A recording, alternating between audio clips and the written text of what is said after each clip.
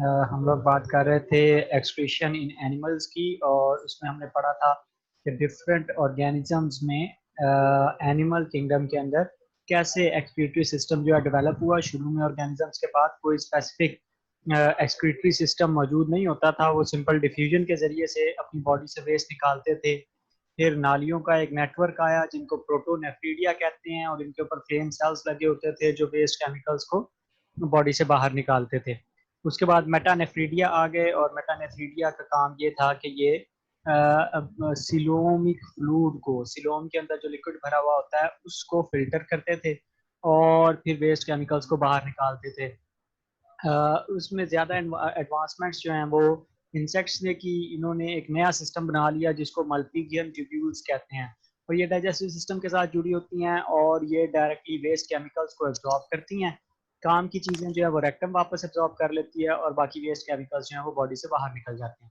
उसके बाद वर्टिब्रेट्स जो हैं इनके अंदर तकरीबन मेटानेफ्रीडिया जैसा ही स्ट्रक्चर मौजूद होता था बॉडी के डिफरेंट सेगमेंट्स के अंदर। इसको नेफ्रॉन, सिंगल नेफ्रॉन का पेयर जो है वो बॉडी के अंदर पाया जाता था। लेकिन फिर जो वर्टिब्रेट्स जो साइज में बड़े हो गए तो उनको ज्यादा पावरफुल किडनीज चाहिए थी इतनी बड़ी बॉडी में से वेस्ट केमिकल्स को बाहर निकालने के लिए। तो उसके लिए फिर उसमें फिर हम वर्टिब्रेट्स में रिप्रेजेंटेटिव ऑर्गेनिज्म हमारा मैन है, तो ह्यूमंस के अंदर हम एक्सक्रीशन के बारे में बात करेंगे। तो ह्यूमंस के अंदर जो वेस्ट केमिकल्स हैं वो मेटाबॉलिज्म के दौरान डिफरेंट किस्म के प्रोड्यूस होते हैं। फॉर एग्जांपल प्रोटीन्स के या अमीनो एसिड्स के टूटने से यूरिया बनता है, ठीक है, अमोनिया बनता है बेसिकली, तो उसको लिवर आपको बताया था कि कन्वर्ट कर लेता है यूरिया में। इसी तरह मसल्स के अंदर एक एनर्जी प्रोड्यूसिंग कंपाउंड है जिसको क्रिएटिन कहते हैं, और उससे केमिकल उसके टूटने से बनता है क्रिएटिनिन। इसी तरह न्यूक्लियोटाइड्स यानी कि डीएनए और आरएनए वगैरह के मेटाबॉलिज्म से यूरिक एसिड बनता है। फिर हीमोग्लोबिन जो आपके रेड ब्लड सेल्स में पाई जाती है, जब रेड ब्लड सेल्स की डेथ होती है तो उसके नतीजे में बिलीरुबिन बनता है, ठीक है जी। तो बिलीरुबिन ये वो येलो कलर का मटेरियल है जो आपके फीसिस में होता है, ठीक है। इसके अलावा हार्मोन्स और आप जो चीजें खा रहे हैं उनके दौरान, मतलब कि आपने जो मतलब टॉफीज वगैरह खाई उसके अंदर जो रंग था, या आपने फल खाए उसके ऊपर पेस्टिसाइड का स्प्रे हुआ हुआ था, इस तरह की जो भी चीजें हैं वो आपकी बॉडी में उनको भी तोड़ के डिफरेंट तरह के मेटाबोलाइट्स बनते हैं। टॉक्सिन्स जो हैं वो रिसाइकल हो जाते हैं, उनको लेस टॉक्सिक सब्सटेंसेस में कन्वर्ट कर दिया जाता है, ठीक है जी। फिर इसके अलावा दवाइयाँ वगैरह जो भी आप खाते हैं वो भी आपको पता है कि थोड़े अरसे बाद उनका असर खत्म हो जाता है दवाइयों का। तो वो क्यों खत्म हो जाता है? इसलिए कि उनको भी हमारी बॉडी निकाल देती है, तोड़ देती है। तो अब अगर ये चीज़ें, ये सारे केमिकल्स ज़्यादा अमाउंट में जमा हो जाएं बॉडी के अंदर तो ये हार्मफुल हो सकते हैं। तो इस वजह से इनको एलिमिनेट करने का कोई ना कोई सिस्टम मौजूद है, और इनको एलिमिनेट करने में दो ऑर्गन्स मेजर रोल प्ले करते हैं। सबसे पहले लिवर है और फिर किडनीज है। तो पहले हम बात करेंगे आज के लिवर क्या काम करता है। तो लिवर जो है ये सेंट्रल स्टेशन है मेटाबॉलिज्म का। बेसिकली लिवर के पास बहुत सारे डिफरेंट एंजाइम्स पाए जाते हैं, और ये एंजाइम्स फिर जो भी केमिकल आ जाए बॉडी के अंदर, लिवर आपको पता है डाइजेस्टिव सिस्टम के साथ एसोसिएटेड होता है।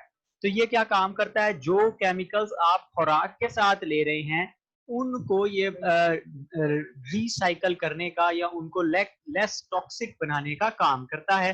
तो इसको हम कहते हैं ये मेटाबॉलिक क्लियरिंग हाउस है, और ये होम्योस्टेसिस मेंटेन करने में बड़ा हेल्पफुल होता है। किडनीज के जरिए से फिर यानी ये क्या करता है कि ये हार्मफुल केमिकल्स को लेस हार्मफुल केमिकल्स में कन्वर्ट करता है, या इनसॉल्युबल सब्सटेंसेस को सॉल्युबल सब्सटेंसेस में कन्वर्ट करता है। और उससे फिर क्या होता है, उससे ये होता है कि इनको बॉडी से निकालना आसान हो जाता है लिवर या किडनीज वगैरह के लिए।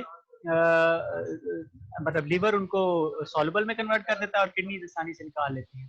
तो पॉइजन्स को या टॉक्सिन्स को ये डिटॉक्सिफाई करता है, इनसॉल्युबल चीजों को सॉल्युबल चीजों में कन्वर्ट करता है ताकि किडनीज या कोई दूसरा ऑर्गन इनको आसानी के साथ बॉडी से बाहर निकाल सके। तो वेस्ट केमिकल्स मसलन अमोनिया, यूरिया और यूरिक एसिड बनाना भी इसका काम है।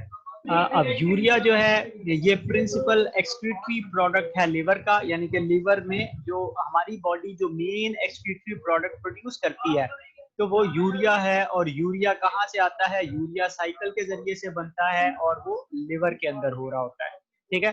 तो इसके जरिए से फिर नाइट्रोजन रिमूव होती है। यूरिया साइकिल के बारे में हमने पढ़ा था कि आर्जिनिन के साथ सॉरी ऑर्निथीन के साथ कार्बन डाइऑक्साइड और अमोनिया रिएक्ट करते हैं, सिट्रुलिन बनता है। सिट्रुलिन के साथ एक और अमोनिया ऐड होती है, आर्जिनो सक्सिनेट बनता है, आर्जिनिन बनता है और आर्जिनेज एंजाइम उसको फिर यूरिया अलहदा कर देता है और मीथेन अलहदा कर देता है। तो दो अमोनिया और एक कार्बन डाइऑक्साइड इस काम में इस्तेमाल होते हैं। कार्बन डाइऑक्साइड हमारे पास पहले ही वेस्ट है, अमोनिया यहाँ पर वेस्ट के तौर पे है।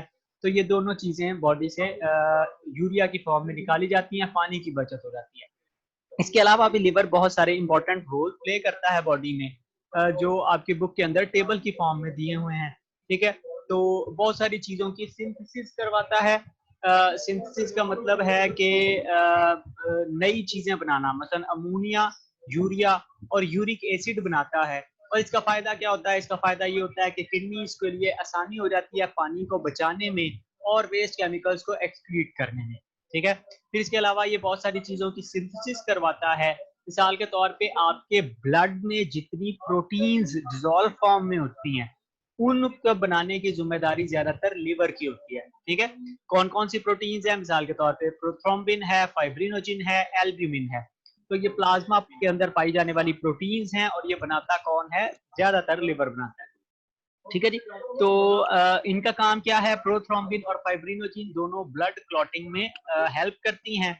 एल्ब्यूमिन ब्लड का osmotic balance, homeostatic balance maintain करने में यानी कि सल्यूट के तौर पे वहां पर एक्ट करती है। इसके अलावा एक और चीज की सिंथेसिस करवाता है लिवर, ये है सिंथेसिस ऑफ बाइल। बाइल कहते हैं पित्ते के अंदर जो ग्रीन कलर का लिक्विड पाया जाता है उसको। और इसका काम क्या है? इसका काम है इमल्सिफिकेशन ऑफ फैट्स। इमल्शन आप पढ़ेंगे केमिस्ट्री में, ऑर्गेनिक केमिस्ट्री में। बेसिकली क्या होता है कि जब आपने खाना खाया है तो उसमें पानी है और तेल है, पानी और तेल आपस में मिक्स नहीं होते, आपके एंजाइम्स जो हैं वो तेल के साथ डायरेक्टली जाके अटैच नहीं हो सकते, वो पानी के अंदर डिसॉल्व फॉर्म में होते हैं। तो पानी और तेल को मिक्स करने के लिए एक प्रोसेस होता है, इसको कहते हैं इमल्सिफिकेशन। तो वो उससे फिर फैट्स के ऊपर आपके एंजाइम्स एक्ट कर सकते हैं। जो आपने मक्खन खाया है, घी खाया है और इस तरह की चीजें खाई हैं उनको तोड़ा जा सकता है और उनको डाइजेस्ट किया जा सकता है। तो उसमें आपकी हेल्प करता है बाइल बनाकर लिवर, ठीक है जी।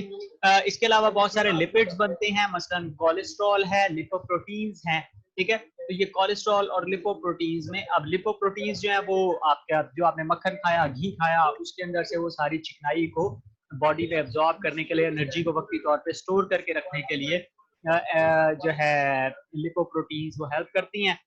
इसके मुकाबले में जो है सेल मेम्ब्रेन को मेंटेन करने का काम जो है, कोलेस्ट्रॉल हमने पढ़ा था कि हमारी सेल मेम्ब्रेन का पार्ट है। चैप्टर नंबर 4 में हमने बताया था कि जी यूकैरियोटिक मेम्ब्रेन्स के अंदर कोलेस्ट्रॉल पाया जाता है, प्रोकैरियोटिक मेम्ब्रेन्स के अंदर कोलेस्ट्रॉल नहीं होता, ठीक है।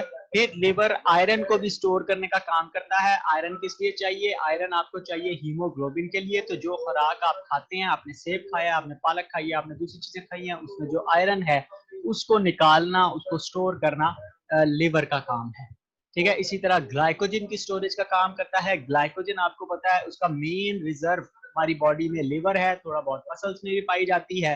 और क्या होता है कि जब आपने मतलब कि रात को खाना खाया और उसके बाद आप सो गए, जो खुराक थी वो आपकी बॉडी ने इस्तेमाल कर ली, और अगर आपने सुबह नाश्ता नहीं किया है तो उस वक्त क्या होगा? उस वक्त आपके ब्लड के अंदर ग्लूकोज कम होना शुरू हो जाएगा, क्योंकि 8 घंटे से ज्यादा हो गए आपको।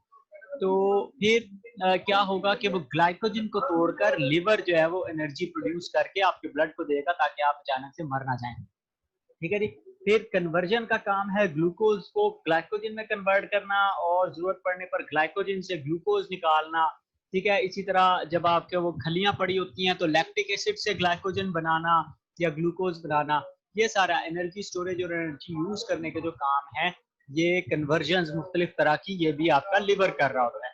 इसके अलावा रेड ब्लड सेल्स की रीसाइक्लिंग, रेड ब्लड सेल्स जब मर जाते हैं, 120 दिन या 4 महीने जिंदगी होती है रेड ब्लड सेल्स की, तो जब वो मर जाते हैं तो उनके आयरन और हीम को रिसाइकल करता है आपका लिवर, ठीक है जी। तो ऑक्सीजन ट्रांसपोर्ट में इस तरह से हेल्प कर रहा होता है। इसके अलावा detoxification of chemicals in food, जो आपने खाने में चीजें खाई हैं उनको डिटॉक्सिफाई करना, मतलब आपने जेली खाई, आपने कस्टर्ड खाया तो उसको, या आपने टोमेटो केचप खाया तो उसको खराब होने से बचाने के लिए उसमें जहरीले केमिकल ऐड किए हुए होते हैं जो हमारी बॉडी को फील नहीं होते। क्यों फील नहीं होते? क्योंकि हमारा लीवर बड़ी आराम से उन चीजों को तोड़ सकता है। तो उनको हम फूड एडिटिव्स कहते हैं। तो उनको डाइजेस्ट करने में, या पेस्टिसाइड्स या ड्रग्स वगैरह को, जो दवाइयाँ आपने खाई हैं या आपने खुराक के साथ कोई जहरीले केमिकल जो है आपकी बॉडी में आ गए हैं, तो उन टॉक्सिक केमिकल्स को डिस्पोज ऑफ करना भी लीवर की जिम्मेदारी है। ठीक है जी। ये लीवर के फंक्शन जो है इंपॉर्टेंट लॉन्ग क्वेश्चन है, पेपर में पहले आया हुआ है, तो इस वजह से आपको इसका पता होना चाहिए। ध्यान से तवज्जो से पढ़ लें।